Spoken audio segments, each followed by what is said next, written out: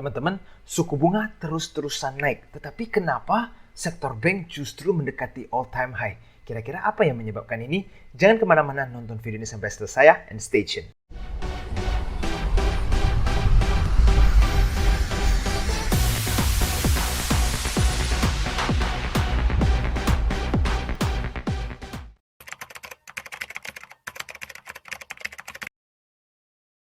Oke teman-teman, jadi di video hari ini kita akan membahas ya sebuah fenomena di mana pada saat era suku bunga yang terus terjadi kenaikan, itu malah menguntungkan sektor banking dan itu menyebabkan kenapa top 4 banks itu sahamnya mendekati all time high atau bahkan sudah mencapai all time high. Sedangkan sektor lain sudah mulai berguguran. Yuk langsung saja mulai video hari ini. Pertama-tama saya ingin mengucapkan welcome to AJ Invest ya bagi para penonton yang mungkin baru ketemu channel ini. Jangan lupa untuk follow Instagram kami di ajinvest.official untuk mendapatkan informasi terbaru seputar saham. Dan jangan lupa juga teman-teman setiap hari Minggu jam 8 malam selalu bisa ikutan Clubhouse bersama AJ Invest ya. Nanti saya akan cantumkan linknya di kolom komentar di bawah. Oke teman-teman, jadi saya mendapatkan beberapa pertanyaan ya pada saat 8 bulan yang lalu saya mengupload video yang berjudul dampak kenaikan suku bunga terhadap saham ya. Beberapa pertanyaan seperti, kok kenaikan suku bunga bisa menguntungkan sektor banking? Ya karena di video tersebut saya menjelaskan seperti itu, tetapi ada beberapa orang yang mungkin mempertanyakan bagaimana cara menguntungkan sektor bank. Dan argumen yang paling sering saya dengar adalah, kalau suku bunga naik, bisnis itu kan semakin konservatif kan, karena mereka semakin sulit pinjam uang dari bank. Nah berarti omset bank otomatis ada penurunan. Kok bisa di era suku bunga yang terus terjadi kenaikan, sektor bank malah semakin diuntungkan? Nah kedengaran memang make sense ya, logical sekali argumen seperti ini. Tetapi di video hari ini saya akan memberikan lebih detail penjelasan bagaimana pada saat suku bunga naik, bank akan semakin diuntungkan. Coba kita pelajari yang satu ini. Pertama kita lihat Bank BCA, ini era di saat kenaikan suku bunga ya, beberapa bulan terakhir ini sahamnya justru mencapai all time high. Itu untuk BCA luar biasa sekali ya. Kita lihat Bank Rakyat Indonesia BRI, itu juga mendekati all time high ya, walaupun belum all time high tetapi cukup kuat sahamnya menukik ke atas seperti ini ya, padahal sektor lain itu juga sudah mulai berguguran. Kita lihat Bank Mandiri juga teman-teman sudah mencapai all time high ya. Mereka dekat dengan harga all time high mereka dan juga termasuk Bank Negara Indonesia BNI. Artinya sentimen untuk bank pada saat bunga itu semakin naik ya suku bunga, berarti banking semakin kuat ya kan? Karena tercermin juga dari result atau performance sahamnya. Tetapi apa yang bisa menyebabkan performance mereka semakin naik? Apa sih sebenarnya hubungan antara suku bunga dengan performance bank itu sendiri? Nah jadi teman-teman jawabannya adalah di reverse repo rate. Jadi teman-teman ingat nggak, biasanya yang teman-teman tungguin berita pada saat BI ingin melakukan pengumuman kenaikan suku bunga, mereka mengumumkan itu BI7 reverse repo rate ya, yang singkatannya adalah BI7 DRR. Oke, nah ini maksudnya apa nih teman-teman? Saya coba membuatkan sebuah ilustrasi supaya teman-teman ada gambaran yang lebih detail lagi. Contoh ini Bank Sentral adalah Bank Indonesia ya, mereka memberikan suku acuan 3,5%. Nah sedangkan bank komersial ini adalah contoh bank komersial di bawah ya, mereka kan memberikan bunga deposito berbeda-beda terhadap customer. Ada yang 1,9, ada yang 2,5, ada yang 2,75, ada yang 3%, dan seterusnya. Ini cuma sebagai contoh. Nah lalu, pada saat Bank Sentral atau BI ini mengumumkan nih, oke, ada kenaikan suku bunga acuan menjadi 4%, contoh. Nah, apa yang terjadi? Bank komersial itu tidak langsung menaikin bunga deposito mereka ya. Jadi pada saat BI sudah menaikkan suku acuan 4%, bank komersial itu bisa saja masih stay ya, ada yang stay, ada yang beberapa sudah melakukan revisi. Nah, mereka itu kan meminjamkan kembali uangnya ya untuk kredit ya, sebagai kredit dengan bunga yang lebih tinggi. Contoh ya 3% supaya teman-teman gampang membayangkannya. Nah, jadi di situasi seperti ini bank kan dapat untung 1%, di mana mereka harus membayar deposito nasabah bunganya kan 2%, tetapi mereka mendapatkan 3% dari customer yang pinjam uang dari mereka. Jadi selisihnya 1% ini menjadi cuannya banking. Benar kan? Sederhana sampai sini. Oke, berikutnya masuklah ke era kenaikan suku bunga. BI melakukan pengumuman naik BI7DRR menjadi 4,25%. Nah, bank komersial ini bisa melakukan hal menaikin suku bunga pinjaman mereka sehingga orang-orang yang pinjam uang di bank lebih mahal rate-nya kan. Tetapi mereka tidak harus langsung menaikin bunga depositonya. Artinya apa? Orang-orang melakukan deposito kan masih tetap berlanjut ya. Tetapi yang pinjam uang tidak banyak karena mahal, ya kan? Artinya apa? Mereka bisa saja dengar bahwa oke, BI 7-layer naik, mereka mau mulai deposito sambil nunggu banknya menaikin bunga depositonya. Nah, sekarang apa nih yang terjadi? Bank dengan excess money deposito ini, mereka bank komersial bisa taruh uangnya di BI. Seperti deposito di BI, gambarannya seperti itu. Dan bank komersial mendapatkan bunga 4,25%. Artinya apa sekarang? Mereka, bank komersial ini, bayar 2% ke nasabah, ya kan? Tetapi mereka mendapatkan 4,25% dari BI. Jadi selisihnya itu 2,25% keuntungan yang didapatkan oleh bank komersial.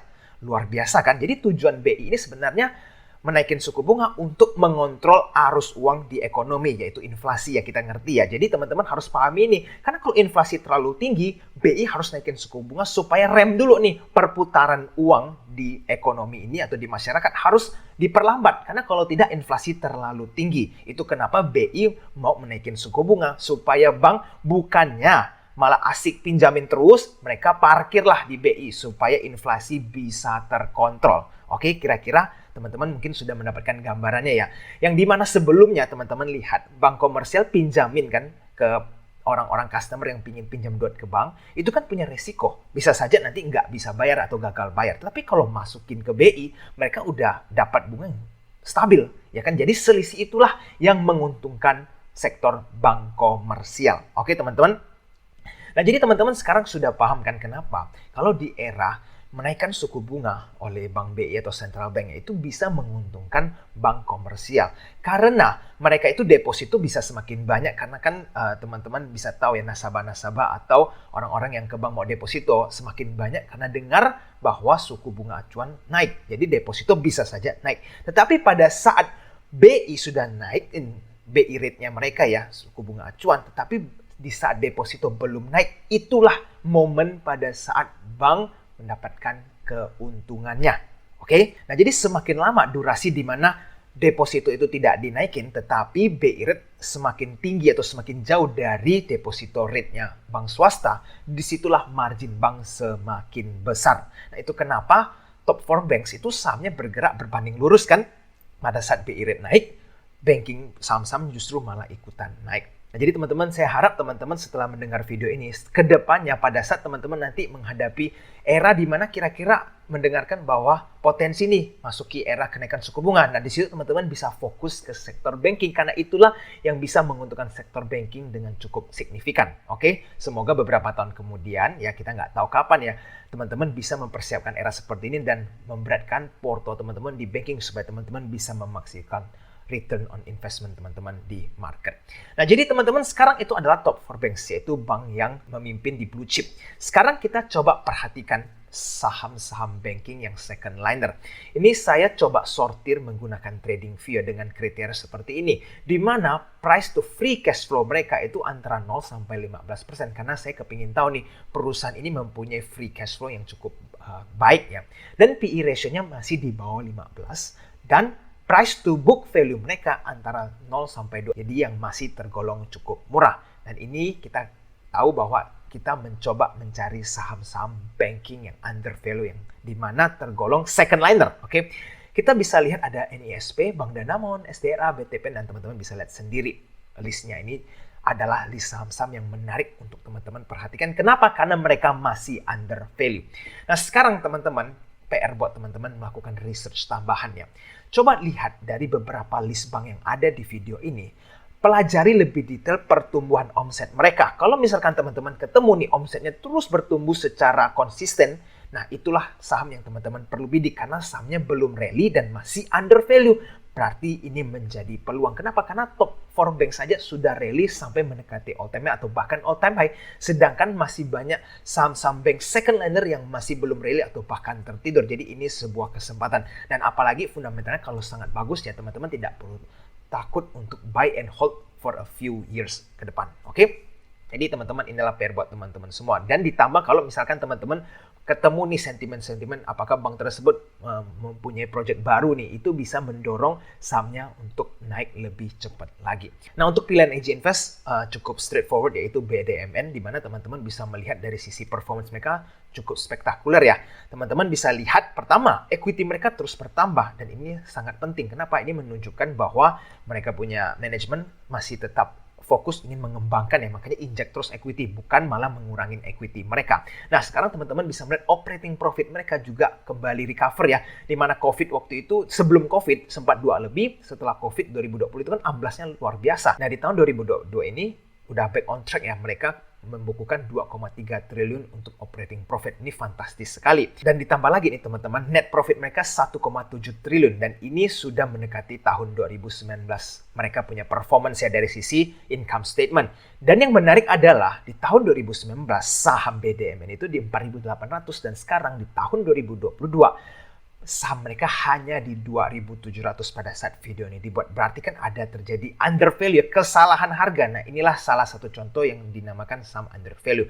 Tapi teman-teman ingat ya, ini bukan artinya saya ngajak teman-teman untuk langsung beli BDMN. Perhatikan saham ini, dan bahkan teman-teman bisa lihat lagi dari list yang tadi saya bikin. Teman-teman analisa bagaimana performance mereka sejauh ini. Kalau memang performance-nya bagus ya teman-teman silakan untuk pilih sesuai dengan kriteria teman-teman masing-masing. Oke? Nah, saya ingin melakukan market update sedikit di video ini ya teman-teman, bahwa di tanggal 7 Oktober Jumat kemarin itu S&P 500 dan Nasdaq amblas dengan spektakuler sekali, di mana Nasdaq itu hampir 4% longsornya dan S&P hampir 3% hanya dalam waktu 1 hari ya teman-teman. Dan ini memang sesuai dengan prediksi di mana market global itu semakin lama semakin rapuh, apalagi menuju tahun 2023 ya. So many bad news is going on, dan memang ekonomi itu tidak terlihat cukup baik di berbagai negara. Jadi teman-teman pastikan untuk tidak agresif buying di momen ini, justru gunakan kesempatan ini untuk sell on strength di IHSG. Kalau IHSG ada kelihatan rally, teman-teman gunakan itu untuk take out from the market. Oke? Nah, dan teman-teman kita bisa melihat ya di Jumat kemarin IHSG itu dijual sama asing 1,3 triliun. Ini jumlah yang cukup besar. Nah, ini menunjukkan bahwa asing kelihatannya lebih ingin memegang cash. Untuk beberapa minggu terakhir mereka konsisten mencoba untuk terus keluar dari IHSG. Jadi dari Amrik punya indeks juga ikutan amblas, dan dana asing ini juga terus-terusan keluar dari IHSG. Nah, jadi teman-teman kembali lagi, jangan euforia ingin beli saham terus, lebih banyak wait and see. Justru gunakan kalau ada momentum rally, gunakan waktu tersebut untuk sell on strength. Oke, supaya teman-teman tidak kejebak di dalam saham. Dan apalagi kalau memasuki tahun 2023 pada saat banyak situasi cukup memprihatinkan, teman-teman sudah siap cash dan bisa menyerok saham apabila market menghadapi panic selling. Oke? Dan saya ingin melakukan update sedikit untuk harga call. Pada saat Jumat kemarin juga terjadi koreksi yang sangat dalam 6%. Jadi kemungkinan minggu depan untuk sektor call akan mengalami guncangan yang cukup kuat. Jadi teman-teman be careful bahwa call ini kan yang satu-satunya mempertahankan IHSG di harga sekarang. Kalau call nanti misalkan mendadak amblas terus-menerus, maka ada kemungkinan IHSG bisa ikut koreksi cukup dalam. Oke, karena suku bunga naik, komoditas pun ikutan turun harganya, jadi yang menopang IHSG sudah ya nggak tahu sektor apa lagi. Kita perlu mempelajari ke depannya nih, ada sektor apa yang bisa mempertahankan IHSG di era seperti ini. Oke teman-teman, video hari ini kira-kira sampai di sini dulu ya. Nah, bagi para penonton yang belum nonton video ini, saya ada cantumkan 3 video yang wajib teman-teman nonton. Saya akan cantumkan di kolom deskripsi di bawah ya, cara mencari saham yang bisa menjadi bagger hanya dalam 10 menit. Gampang sekali. Dan mempelajari tentang right issue dan juga menganalisa saham berdasarkan bandarmologi. Oke teman-teman, jika teman-teman merasa video ini bermanfaat, jangan lupa untuk tekan tombol like-nya dan subscribe channel ini supaya tidak ketinggalan dengan informasi saham terbaru. Sampai jumpa di video selanjutnya. I'll see you again next time. Bye-bye.